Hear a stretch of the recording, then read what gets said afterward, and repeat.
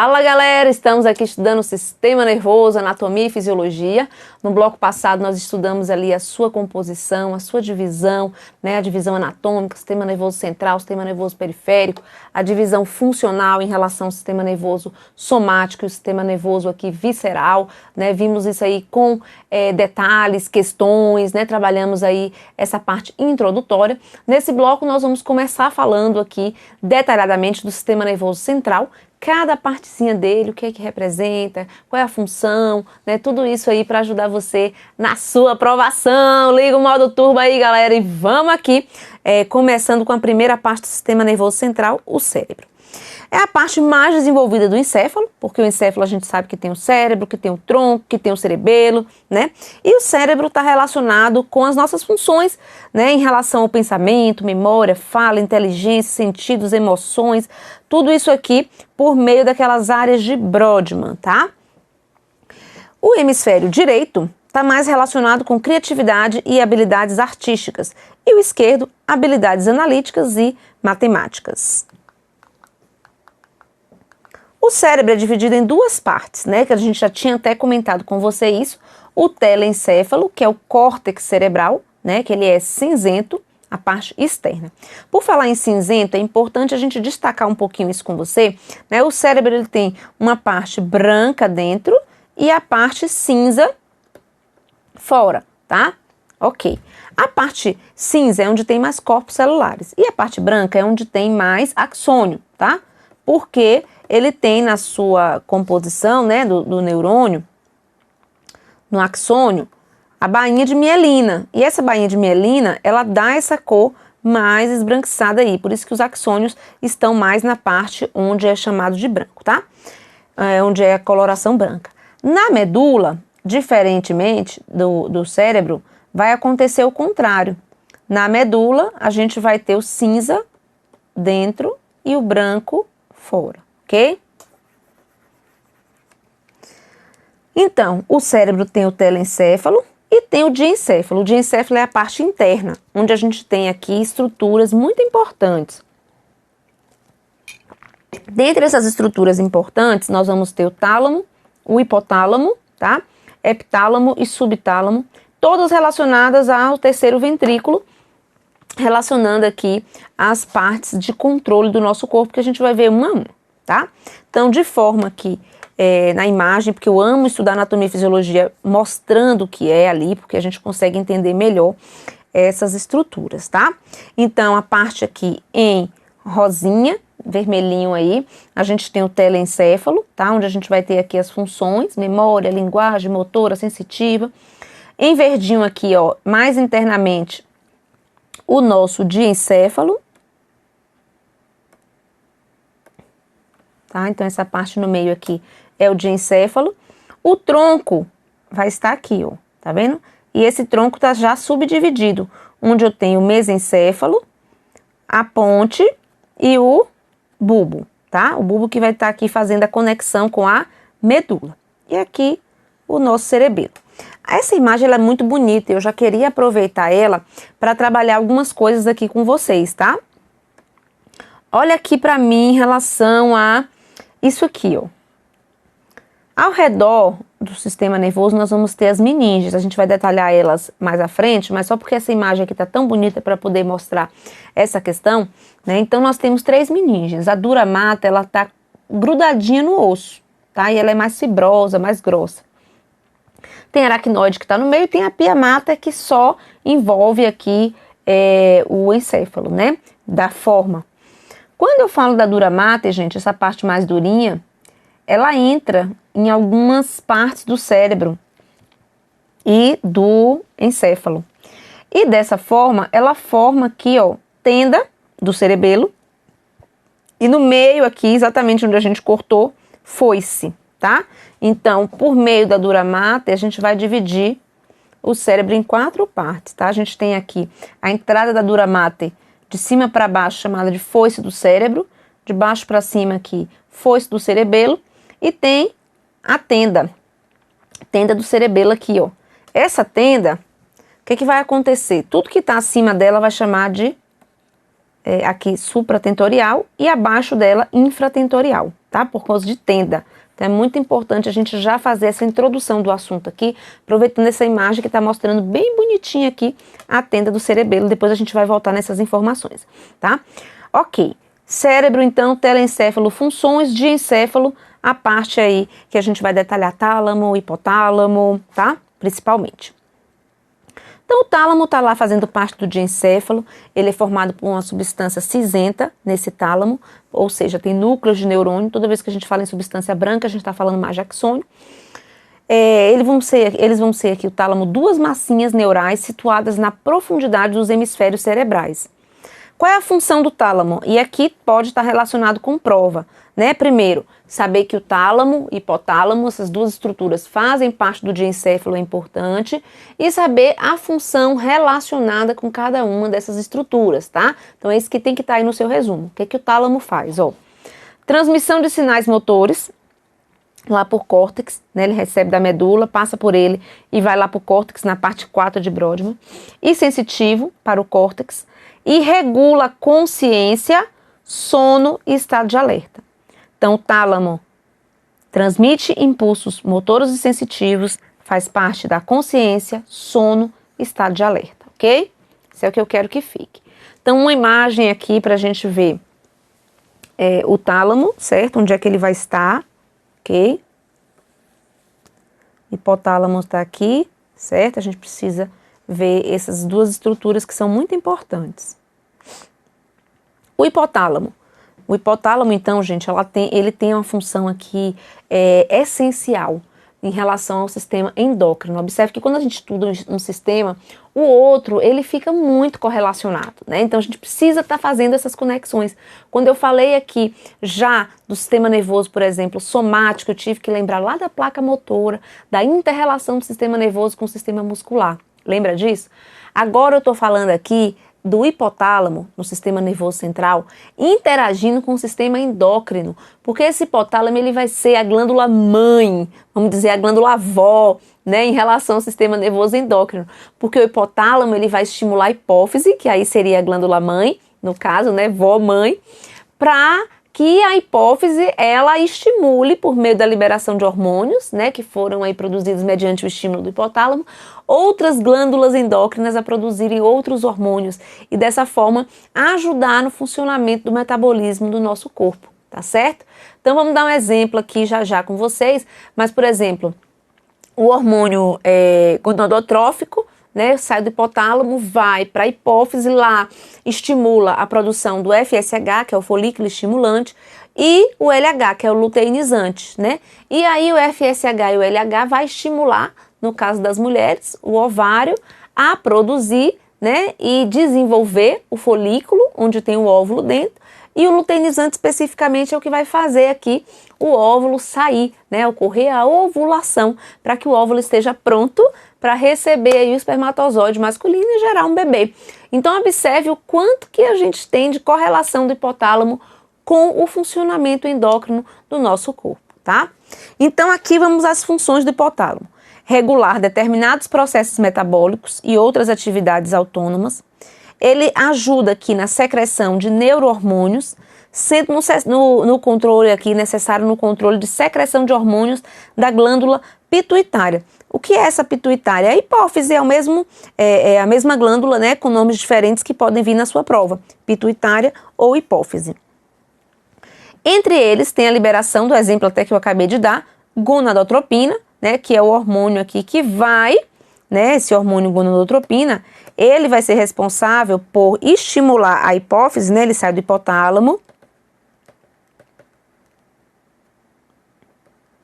vai estimular a hipófise a produzir FSH e LH.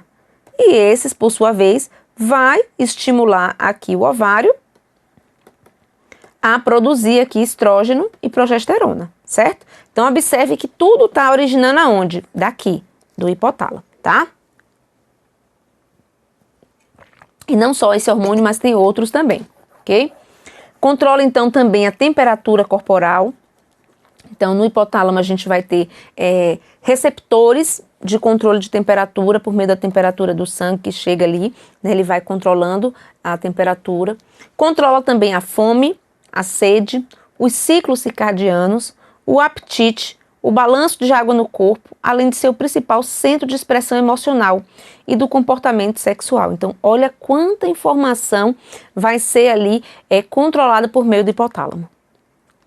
Então, mais uma imagem para a gente perceber, são estruturas pequenas na parte interna do cérebro, né? Onde vai estar aqui correlacionando com funções muito importantes, tá? Então, eu tenho o hipotálamo aqui, né? E aqui a hipófise logo abaixo, que vai estar sendo controlada, né? Estimulada pelo hipotálamo. Quando a gente pega esse quadradinho aqui e amplia ele, eu tenho aqui, de uma forma mais clara e maior, o hipotálamo e a hipófise. Essa hipófise, a gente vai ver isso com detalhes no sistema endócrino, né?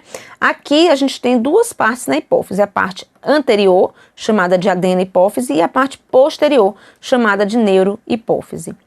Aí aqui na parte anterior a gente tem uma série de hormônios sendo produzidos, tá certo? Entre eles, FSH, LH, ACTH, que vai estimular aqui a produção de corticoide, por exemplo. Esses aqui vai estimular estrógeno e progesterona. TSH, que vai estimular a tireoide a produzir aqui hormônios tireoidianos.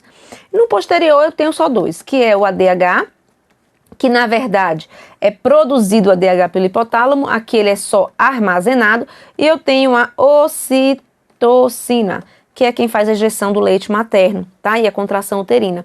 Então, olha quanta coisa aqui está envolvido com o estímulo inicial do nosso hipotálamo. Essa imagem aqui, ela ajuda bastante a entender isso, né? Essa correlação endócrina com o sistema nervoso. Então, eu tenho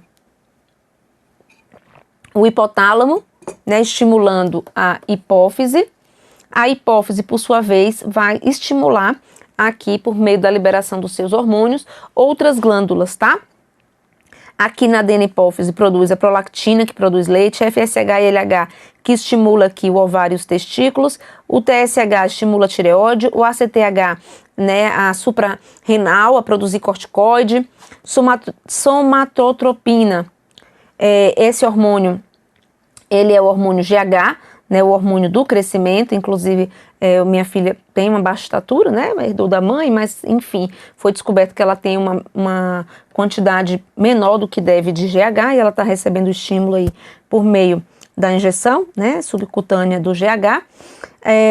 E aqui na neurohipófise ou hipófise posterior, apenas o antidiurético, que é o ADH, também chamado de vasopressina, e ocitocina, que faz a ejeção do leite. Então, olha quanta coisa vem aqui originada da inter-relação do sistema nervoso com o sistema endócrino, tá?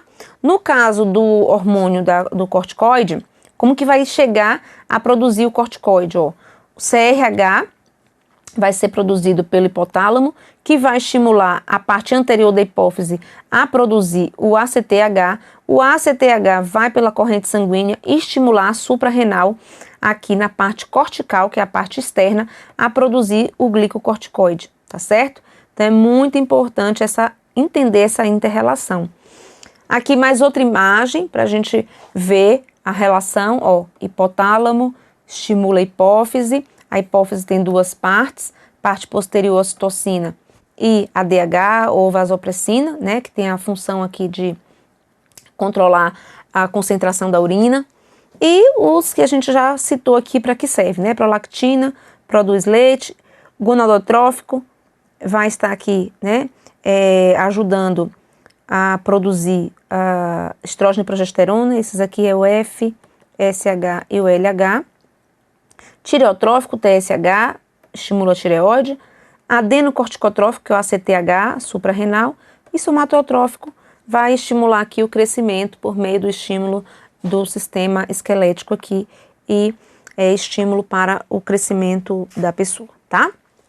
Além disso, o GH ele participa também não só do crescimento, mas desenvolvimento de dente, ele participa também do metabolismo da glicose, tem outras funções, tá?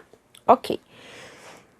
Depois que nós estudamos aqui, né, a parte do diencéfalo e chamando a sua atenção para o tálamo e hipotálamo, as suas respectivas funções e dentro do hipotálamo a gente abriu essa correlação com o sistema endócrino, né, porque ele tem uma função muito forte nessa parte aí de relação endócrina. A gente agora vai para outra estrutura do nosso encéfalo, porque o encéfalo, lembra lá, é o cérebro, o tronco aqui, né, também, e o cerebelo, certo? E dentro do tronco nós temos aqui uma divisão, né? Então a gente tem o mesencéfalo, a ponte e o bulbo, antes de chegar onde, gente? Na medula, né? Que aí é outro órgão do nosso sistema nervoso central, e a gente vai estudar também ela bem detalhadinho daqui a pouco, tá? Quando eu falo desse tronco, eu tenho aqui que fazer a correlação, né, dessas três estruturas, quais são as suas funções: o mesencéfalo, a ponte e o bulbo, tá certo?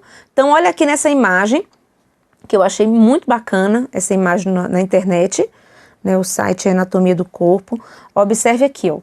Eu tenho pedúnculo cerebral, o pedúnculo prende uma coisa a outra, né? Eu tenho aqui, né, a nossa fissura anterior, certo? Desse tronco.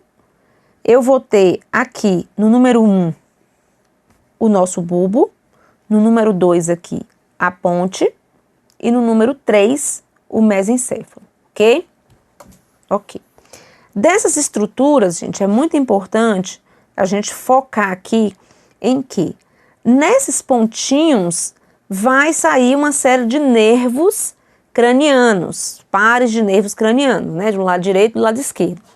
Como, por exemplo, a gente tem aqui o nervo trigêmeo, que é também um nervo craniano, tá? E a gente vai estudar um por um em relação a se é motor, se é sensitivo, se é misto, de onde se origina, ok? O mesencéfalo, que é a estrutura aqui número 3, é uma protuberância que constitui o ponto de junção do cérebro, do cerebelo e da medula espinhal. Comunica-se com o cérebro através de fibras nervosas encarregadas de conduzir estímulos oculares, visuais, acústicos e outros. Do mesencéfalo, então, vai emergir aqui, né, o nervo oculomotor, que é o terceiro par craniano, o nervo troclear, que é o quarto par craniano, e o trigêmeo, que é o quinto par craniano. Depois a gente vai mostrar uma tabelinha, né, que tem aqui todas essas correlações dos nervos e da sua função, e isso cai em prova, tá?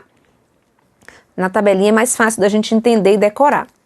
Professora, eu preciso decorar isso? Olha, se a sua prova for de alto nível, tiver aí uma exigência muito alta em relação à anatomia e fisiologia, com detalhamentos relevantes, eu acho que sim, porque inclusive tem questões aqui que cobrou essa parte, né?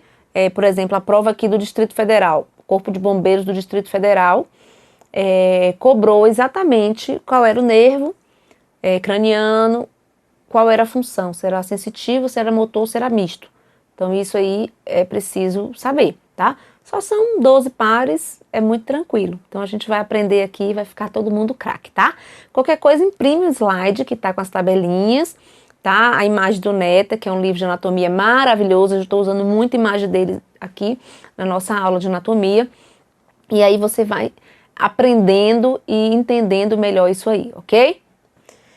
Ponte. Localizada na parte mediana do tronco encefálico, no meio, né, entre o mesencéfalo e o bulbo, vai estar a ponte. É formado por um agrupamento de fibras e células nervosas. A ponte possui 3 pares de nervos responsáveis pela inervação dos músculos que movimentam os olhos para os lados, da mímica da face, das glândulas salivares e lacrimais. E também conduz sensação de paladar captada na língua, ou seja, a parte sensitiva da língua. Então, quais são os nervos que saem da ponte? A gente vai ver na tabela com mais detalhe. A parte motora do trigêmeo, o núcleo sensitivo do trigêmeo, núcleo do nervo abducente, sexto par craniano, núcleo do nervo facial, núcleo do nervo vestíbulo coclear, que é o oitavo par. O bulbo é a terceira parte do nosso tronco, lembrando que todas essas 3 estruturas, mesencéfalo, né, ponte, bulbo, fazem parte do tronco encefálico, que faz parte do encéfalo. Não esquece, gente, dessas correlações, porque senão a gente se perde no caminho, porque a gente está indo do macro para o micro, mas não pode esquecer que esse micro está pendurado em um macro ali, tá? Então, quando eu estou falando de tronco, eu estou falando do sistema nervoso central, né? Eu estou falando aqui de encéfalo, que envolve cérebro, aqui cerebelo e tronco, não é isso? No cérebro, a gente dividiu em telencéfalo de encéfalo, não foi isso que a gente viu? Já vimos isso, né? O diencéfalo, a gente já viu lá as partes que tem dentro dele também, lá no terceiro ventrículo. A gente já viu a parte do hipotálamo, tálamo principalmente, que é o que está mais relacionado com provas, tá ok?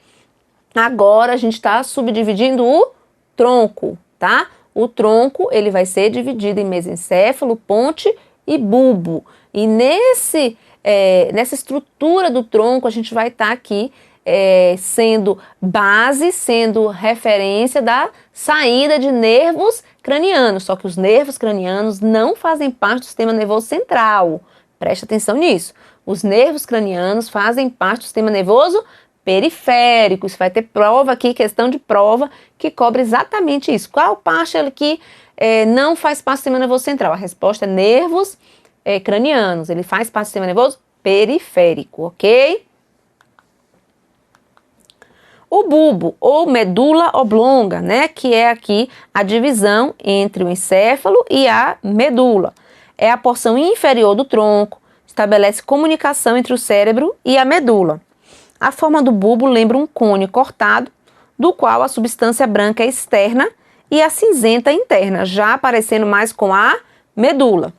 Ele vai ser condutor de impulso nervoso e participar de funções vitais. Então, o bulbo, ele faz parte do controle da respiração, a parte involuntária, né? Porque a respiração, a gente tem a parte voluntária no córtex cerebral, quando eu digo assim, eu quero respirar rápido, né? Só que aí tem a parte involuntária da respiração, que se eu começar a respirar muito rápido, em algum momento a gente para, né? Tem uma tetania, né, do músculo diafragma para a pessoa justamente parar e não gerar uma alcalose respiratória. Então a gente tem aí na nossa respiração os dois componentes de controle, voluntário e involuntário, que é o que faz a gente respirar independente de querer ou não, tá? Por isso que a pessoa não consegue cometer suicídio simplesmente dizendo, vou morrer, vou parar de respirar. Aí ela para, uma hora ela desmaia e a respiração involuntária entra, ok? Batimento cardíaco e pressão arterial. A pressão arterial fazendo vasoconstricção, vasodilatação. E alguns reflexos também. Dentro desses reflexos aqui, que o bulbo vai estar ajudando, nós vamos ter mastigação, movimentos peristálticos, fala, piscar de olho, secreção lacrimal e vômito, além do ato reflexo. Aqui eu quero chamar a atenção nesses reflexos, né, para a gente poder entender. Reflexo é alguma coisa involuntária, né? E aí no nosso corpo, quando a criancinha nasce, o que vai acontecer? Nós vamos ter, né, vários funcionamentos do sistema nervoso por meio de reflexo. Então o bebezinho, gente, até o fato dele se alimentar é um ato reflexo. Por quê? Quando alguma coisa encosta na boca dele, ele tem a direção de se dirigir ali para onde está encostando. Isso é uma forma dele não morrer. A própria natureza criou esses reflexos, né? Deus, é tudo muito lindo, muito perfeito, muito relacionado, né? Então, tocou aqui, o bebê vira. De forma involuntária isso, tá? Colocou na boca o dedo do bebê, ele suga, involuntário, ok? E aí ele deglute. Para o bebê, a deglutição é involuntária, até ele começar a desenvolver o sistema nervoso dele, para que esses atos que a gente está falando aqui se tornem voluntários. Então, o bebê com 4 meses ali, ele começa a perder os reflexos e esses movimentos passam a ser voluntários. Quando ele não quer mamar, você bota a mama perto da boca dele, ele vira, ele não quer mais, porque aquilo ali passa a ser um controle voluntário. Quando ele é bebezinho pequenininho, a gente bota o dedo na mão dele, ele fecha. É um ato reflexo, independente dele querer ou não, se o sistema nervoso estiver preservado, porque inclusive a avaliação desses reflexos no recém-nascido serve para perceber se ele está com o sistema nervoso preservado, né?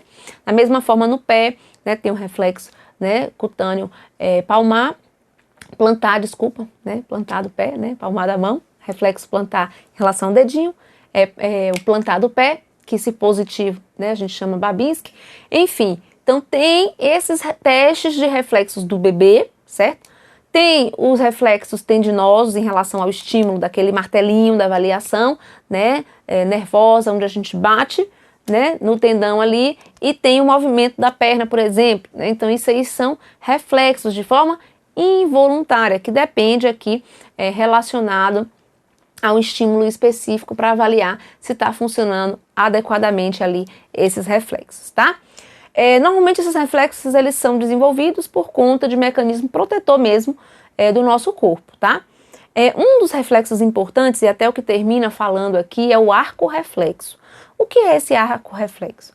É um movimento gerado aqui no nosso corpo de forma muito rápida, sem a informação passar no raciocínio do córtex cerebral. Então, por exemplo, eu estou aqui, toco na panela quente, a minha mão. Essa informação que eu peguei na panela quente, ela vai entrar pelo meu sistema nervoso periférico, vai para a minha medula, da medula vai só para o bulbo e volta e faz eu tirar a mão. Então isso é o arco-reflexo, tá? É um reflexo imediato em que meu corpo ele vai atuar de forma protetora para evitar que a informação perca tempo ao chegar no córtex, seja processada e aí sim eu tire a mão, tá? Então é uma coisa involuntária, rápida, por conta da participação da medula e simplesmente apenas do bulbo aqui dentro desse contexto do arco reflexo, tá? Eu trouxe algumas imagens aqui do arco reflexo para você entender. Então a gente tem aqui o estímulo, por exemplo, né, que foi furar, né, a pele com um alfinete. Então tem o receptor do corpúsculo de Pacini, sensível aqui, ele vai conduzir pelas terminações nervosas a informação pelo neurônio, que vai na medula, né? Vai apenas ao bulbo e volta pela própria medula, vai estar ali fazendo com que o neurônio motor, aqui é o neurônio sensitivo que está levando a informação, e aí ele traz a informação por meio de um neurônio motor para que na placa motora vá fazer o movimento do músculo efetor, que vai fazer o movimento, né? Retirar o dedo ali daquele alfinete, tá? Então é uma informação que não vai para o córtex cerebral. Ele passa só pela medula, bulbo ali e volta, tá? Mais uma vez, a gente tem aqui uma outra imagem, a pessoa queimou aqui na vela, certo? Foi o neurônio sensitivo, levou a informação na medula, né? A nível ali de medula, a medula trouxe a informação por meio do neurônio motor para que ocorresse o movimento aqui do bíceps e retirasse o dedo ali do fogo de forma muito rápida. Então, por isso que a gente chama isso aqui de ato reflexo, onde a gente tem a participação do bulbo e da medula apenas sem envolvimento do córtex cerebral, tá? Para não perder o tempo ali nessa correlação. Outra coisa importante do bulbo é o cruzamento das fibras nervosas, tá? Então, o que é isso? O bulbo, ele vai ter aqui, né, uma fissura mediana anterior, à direita e à esquerda desse sulco evidenciam-se duas saliências no sentido longitudinal. São as chamadas as pirâmides, constituídas por feixe de fibra motora que comanda os movimentos dos músculos voluntários, vai passar por ali. Essas fibras, elas vão vir paralela até o forame occipital ou forame magno, né, que é o forame ali que vai dar origem à conexão do bulbo com a medula. Nesse lugar, a gente vai ter uma troca de lado. Então, quem estava vindo paralelo, né, vindo aqui informações do hemisfério direito e esquerdo, aqui no bulbo ele vai cruzar essas fibras. E é por isso que, se tiver lesão de um lado, a gente vai perceber os sinais do outro lado, ok? Então, isso aqui é o cruzamento dessas fibras nervosas ao nível de bulbo, tá? Esse cruzamento de fibras faz com que as ordens emitidas a partir do hemisfério cerebral direito seja transmitido ao corpo aqui do lado esquerdo, tá certo? Então, a gente vai finalizar esse bloco aqui com a explicação, né, do que a gente já falou, do que é mesencéfalo, do que é ponte, o que é bulbo, a importância do bulbo, as funções vitais, respiração, reflexo vasomotor, o ato reflexo, tudo isso está relacionado com o bulbo. O ato reflexo, a medula faz uma correlação muito importante dentro dessa função, né, de resposta muito rápida, sem processamento pelo córtex cerebral. E no próximo bloco, né, a gente vai trabalhar a questão aqui dos nervos cranianos, vai começar falando dos nervos cranianos, ok? E do bulbo, não esquece que é onde ocorre esse cruzamento, porque isso cai em prova.